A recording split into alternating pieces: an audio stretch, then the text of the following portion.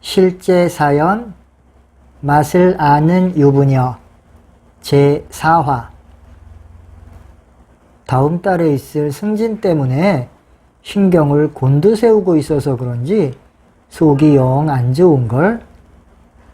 민섭은 방에 들어가 누워야겠다고 생각했다. 신경 쓸 게 뭐 있어. 이번엔 꼭 승진할 거라고 부장님이 장담까지 했다면서. 현숙은 민섭을 따라 방으로 들어가 장롱을 열고 요와 이불을 깔아주었다. 인사라는 게 뚜껑을 열어봐야 확실하지 장담할 수는 없는 거잖아. 민섭은 이불 속에 들어가기 전에 텔레비전 리모컨부터 찾았다. 생각 같아서는 점심도 먹지 않고 한숨 푹 자고 싶었다. 하지만 승혜가 오면 현숙의 성화에 결국 일어나고 말 것이라는 생각에 누워서 피곤하기는 하지만 텔레비전이나 보면서 기다리는 게 나을 것 같았다. 아무리 뚜껑을 열어보기 전에는 장담할 순 없다지만 신경 쓴다고 승진 안 될 사람이 되고 될 사람이 안 되는 건 아니잖아. 하지만 건강은 신경을 쓰지 않으면 반드시 보답을 하는 법이라고. 그러니까 안 아픈 척 하지 말고 오후에 병원에 가서 진찰 받아봐. 내 말 알았지? 내 몸은 내가 더 잘 알고 있으니까 괜한 걱정하지 말고 간만에 집에 계신 서방님한테 입맛 돋구는 식탁이나 차려보라고. 그리고 잠깐 이리 와봐. 민섭은 일부러 가볍게 말하고 나서 이불 위에 벌렁 누우며 손짓으로 오라고 했다. 왜? 현숙은 남편이 김현세와 한 짓을 알 리가 없다고 생각하면서도 가슴이 떨렸다. 입안에 침이 마르도록 긴장되는 것을 느끼며 천천히 남편 옆에 앉았다. 사랑해. 민섭은 현숙이 옆에 앉을 때까지 무심한 척하며 텔레비전을 봤다. 그러다 현숙이 앉는 순간 벌떡 일어나서 와락 껴안고 방바닥에 뒹굴었다. 어머! 현숙은 방안이 떠나갈 정도로 비명을 지르면서 남편의 입술을 받았다. 왜 그래? 민섭이 입술을 떼고 영문을 알 수 없다는 표정으로 물었다. 현숙은 대답을 하지 않고 민섭의 어깨에 매달리며 입술을 더듬었다. 민섭이 이내 마주 껴안으며 담요 위에 눕혔다.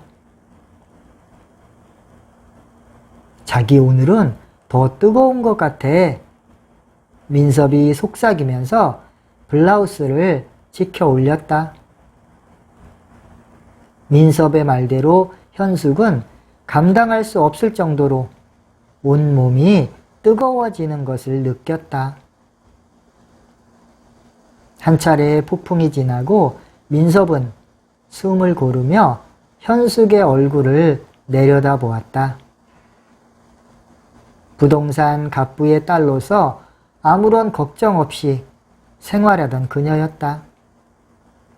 그런데 결혼한 후에는 박봉에 시달리느라 변변한 화장품 하나 없이 살고 있다는 것을 생각하니 슬그머니 우울해지기 시작했다. 왜 그런 눈으로 쳐다봐? 어서 옷이나 입어. 승혜 올 시간이야. 현숙은 욕실에 들어가 끈적해진 몸을 씻어내는 동안 눈물이 주르르 흘러내리는 것을 느꼈다. 이렇게 좋은 남편을 두고 김현세에게 빠졌던 자신이 못내 원망스러웠다. 더구나 남편과 섹스를 하면서도 잠시나마 김연세를 생각했다는 것은 남편에게 엄청난 죄를 지은 것이나 마찬가지라고 생각했다. 이상한 일이었다. 남편에 대한 죄의식이 강하면 강할수록 자꾸만 김연세의 얼굴이 떠올랐다. 현숙은 그게 혼란스러웠다. 철이 들 무렵부터 지금까지 의식 속에 사로잡혀 있던 유일한 남자는 민섭밖에 없었다. 민섭은 남편이자 그녀의 영역 속에 존재하고 있는 단 한 명의 남자였다. 그럼에도 불구하고 남편한테 엄청난 잘못을 저질렀다는 생각이 깊어갈수록 김연세의 얼굴이 또렷하게 떠올랐다. 그런 점이 그녀를 혼란스럽게 만들었다. 안 돼. 현숙은 자꾸만 떠오르는 김연세의 얼굴을 지우려고 마음속으로 강하게 부르짖으며 밖으로 나왔다. 사랑하는 딸 승혜가 돌아올 시간이었다. 시장에서 사온 떡볶이 재료를 거실 구석에 있는 식탁 위에 꺼내놓고 있는데 승혜가 들어왔다. 우리 승혜 오는구나. 많이 춥지? 어서 옷 갈아입고 보람이 불러와. 엄마가 떡볶이 해줄게. 현숙은 승혜의 차가운 얼굴을 두 손으로 감싸주고 가방을 받았다. 알았어. 근데 엄마, 승혜가 옷을 갈아입기 위해 안방으로 들어가려다 말고 돌아서서 현숙이 앉아있는 식탁으로 왔다. 왜? 종점 슈퍼 아줌마 싸운다? 싸워? 영인의 엄마가 싸운다고? 2층 할머니하고 막 욕하고 싸워. 왜 싸운대? 2층 할머니라면 변호사 아들과 대학 교수 며느리를 둔 경상도 할머니를 말하는 것이다. 현숙은 가끔 아들 내외가 방문하는 날을 제외하고는 바깥 출입이 드문 그녀가 영인애하고 싸울 리가 없다는 생각이 들어 고개를 갸웃거리며 방문했다. 몰라. 막 이상한 욕하고 싸웠어. 하지만 엄마가 싸움 구경 아니라고 했잖아. 그래서 나는 보람이하고 그냥 집으로 왔어. 승혜는 나 착하지? 하는 얼굴로 현숙을 빤히 쳐다보았다. 잘했어. 착한 아이는 어른들이 싸우는 거 구경하는 거 아니란다. 이상하다. 경상도 할머니가 상소리를 하며 싸울 리가 없을 텐데. 현숙이 보람이를 칭찬해주고 있는데 민섭이 화장실에 가려는 듯 방에서 나오며 알 수 없다는 표정을 지었다. 어머, 아빠 벌써 왔네? 오늘 토요일 아니잖아. 승혜가 민섭에게 반갑다는 얼굴로 달려들었다. 승혜야, 네? 어서 보람이 데리고 와야지. 아빠 몸이 아파서 일찍 오신 거니까 귀찮게 하지 말고 빨리 보람이나 데려와. 현숙은 팔을 다듬으면서 민섭의 얼굴을 살폈다. 골목에서 봤을 때는 환자처럼 보이더니 지금은 멀쩡해 보였다.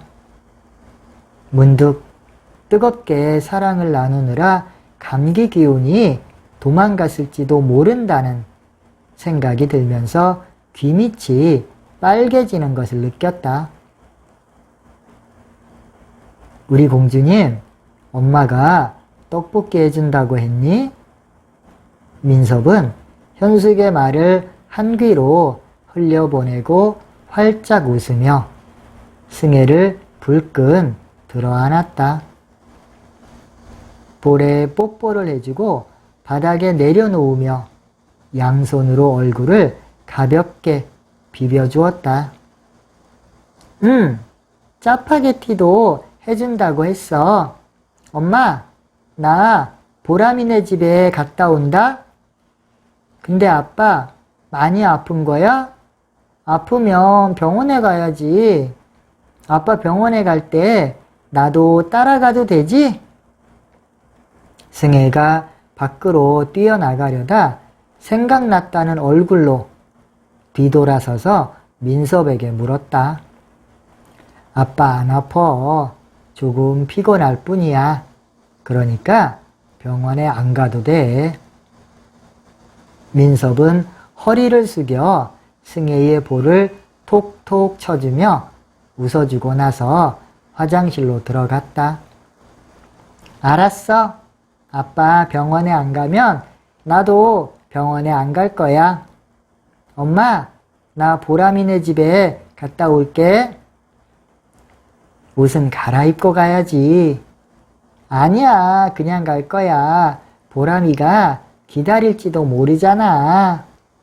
안 돼. 친구 집에 가더라도 옷을 단정히 입고 가야지. 이 옷도 깨끗한데 뭘. 엄마 말 잘 들어야 착한 아이라고 아빠가 분명히 말했지? 현숙은 귀찮아하는 승혜를 억지로 이끌고 안방으로 들어갔다. 아무런 생각 없이 승혜가 옷 갈아입는 것을 도와주다가 문득 내가 왜 이러지? 하는 생각이 들어 멍한 표정으로 창밖으로 시선을 돌렸다. 보람이네 집이라면 김연세가 있는 집이었다. 그 집에 가는 딸에게 옷을 갈아입힐 필요는 없었다. 그럼에도 불구하고 자신도 모르게 딸에게 옷을 갈아입힐 생각을 했다는 게 이해를 할 수가 없었다. 엄마, 이 옷 입어? 승혜가 내복 차림으로 현숙이 건네주는 멜빵 바지를 들고 물었다. 아니야, 그냥 가도 되겠다. 현숙은 그때서야 김연세를 염두에 두고 딸의 옷을 갈아입히려고 했다는 것을 알았다. 당황한 얼굴로 고개를 흔들며 멜빵 바지를 도로 받아서 옷걸이에 걸었다. 치, 엄마 오늘 이상하다. 다음 회에 계속 이어집니다.